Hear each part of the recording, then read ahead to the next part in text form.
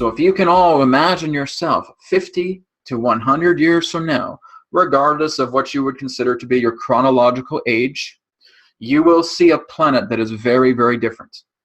You will see a planet in that sense that has completely got off, shall we say, this toxicity as it represents fossil fuels. You will see a planet that is now actually much more crisp and clean as it represents its air. You will actually see a planet in that sense that is now fresh and beautifully clean within its oceans, within its water supply. You will notice that many people are actually starting to become gardeners. They are actually, in that sense, actually being able to plant food. You'll discover that there will be much more ability of abundance relating to feeding people. You will notice that shelters will actually be freely available. There will no longer be a charge, as it were, representing to every single human being having shelter. There will no longer be a charge for any human being needing food. There will no longer be a charge for any human being requiring clothing, requiring warmth. That will all be naturally provided.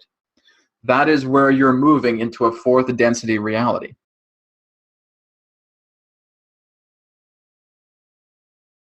Within the next 50 to 100 years, you will be part of a super federation.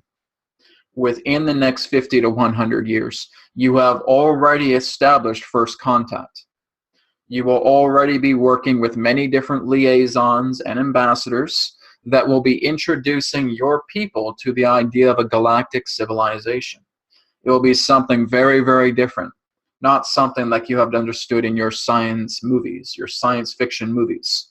It will be very much different in that particular way. Again, this will be a transitional process, but we would say again, no later than the year of 2050 would you actually be integrated into the idea of having a global first contact. Once around that time of 2050, many different forms of orientations of changes will take place across your planet. It's because you've made these changes. It's because you've acted in this way of unification. It's because you have all come together in many large communities and have taken care of the planet and have shaped yourselves in the necessities required to actually allowing first contact to come upon your planet. So this will be a global first contact around the time of 2050, give or take a couple of years. So around that particular time, you will discover that, yes, many other different fleets of spacecraft will be in your skies. It'll be a common thing. And many in that sense will only come together through permissions. Because the whole idea is that if there was a particular science fiction drama that was as close to this aspect that we could divulge, it would be very similar to what you would know as your Star Trek series. That understand that these super federations that are going to be working together with you will only be part of certain aspects of assignments, tasks, and in that sense, co-ventures based upon permission.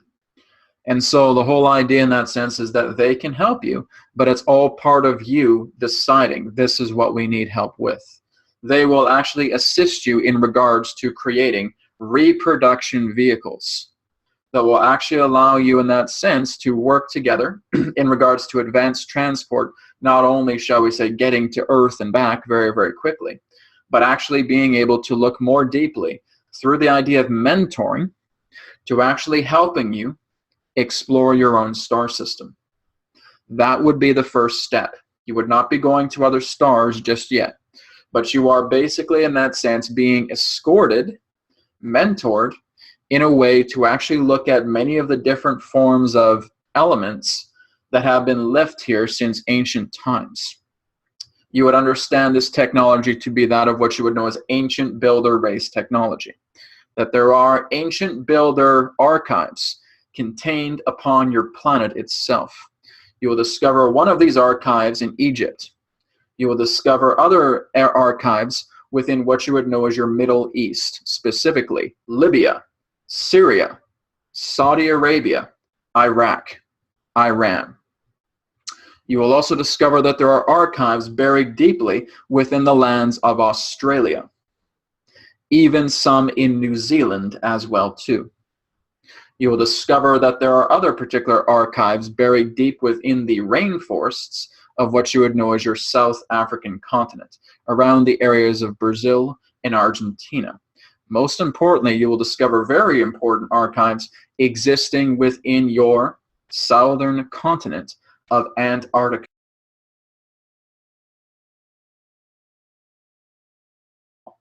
Now, the repopulation protocol, its entire purpose is to help moving human beings into a fourth density capacity, which basically means in that sense that there have been many souls that have left your planet that have in that sense been shrouded in a great deal of, in that way, emotional trauma.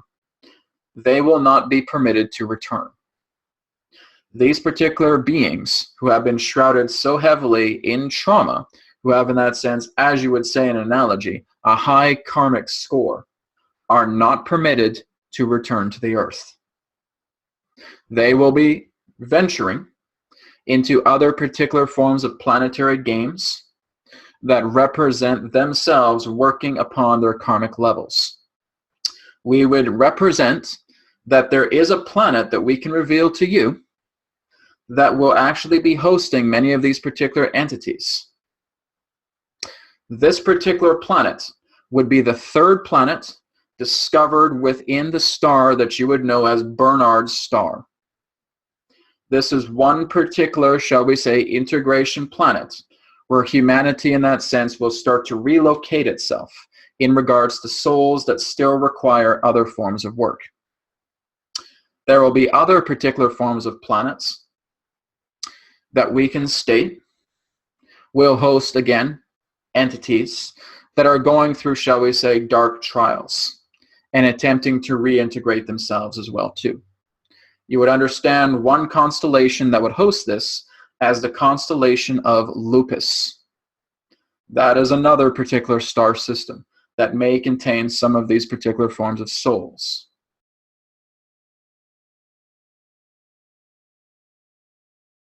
Is it true that we will actually have an enormous coronal mass ejection that will be so intense that our own entire sun will go black for several days, and that we will have several days of darkness? We would say no, not really. That has always been a projection in the idea of something like that happening. But we would say it is more appropriate to look into the idea that yes, large coronal mass ejections will be happening. There will be, again, very, very intense times that will take place. You may notice that there will be certain forms of power outages taking place around the planet, that there may still be, again, electrical forms of interference that may be taking place. That can be true. But it is more so on the idea that you will have shorter days of light at certain particular points, depending upon aurora capability. So the idea in that sense of the intensity of your own inner auroras, that now in that sense casts this rainbow light throughout your planet. The more intense the aurora light, the more intense the transdimensional shift. So there will eventually, yes, be a point where your entire planet will be engulfed with aurora light.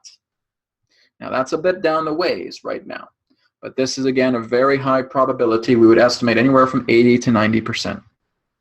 That basically your planet will be engulfed with a very intense rainbow shield made out of your own auroras, where there will not be one place upon the planet that would not be able to see it. This is also translating itself as a rainbow body integration, which means that as your planet lights up with this rainbow energy, so will all of you. Your auras, your auroras will now actually start working together in different pigmentations of rainbow aurora light. This is what many of you would refer to as experiencing the rainbow body. Now, we will say this: it is necessary for your body to go through a rainbow state experience for you to fully transition into fourth density. That is a necessity. That's not an option. Now, again, this will start to happen more on an automated process, as it were, relating to the intensities of your coronal mass ejections. yes, your coronal mass ejections will get more intense. It will not dumb down in that particular way. It will get stronger. Yes, again, as we stated, you will discover a great deal of electromagnetic interference, and in that sense, different forms of, shall we say, fluctuating frequencies, as it represents your technological grids. No, the planet will not be destroyed. No, the planet will not be engulfed into something that will eradicate all life off the planet. The idea of this rainbow body that your Earth is experiencing is basically what you would know in a way, a matter teleportation effect. That is actually bringing yourself into higher dimensional shifts, different octave shifts that will actually transit you into a full fourth density immersion.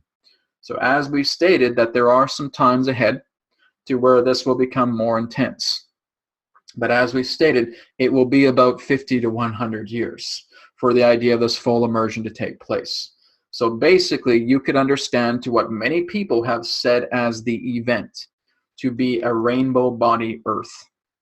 You'll discover much in regards to the idea of the event through yourselves as you entering rainbow body.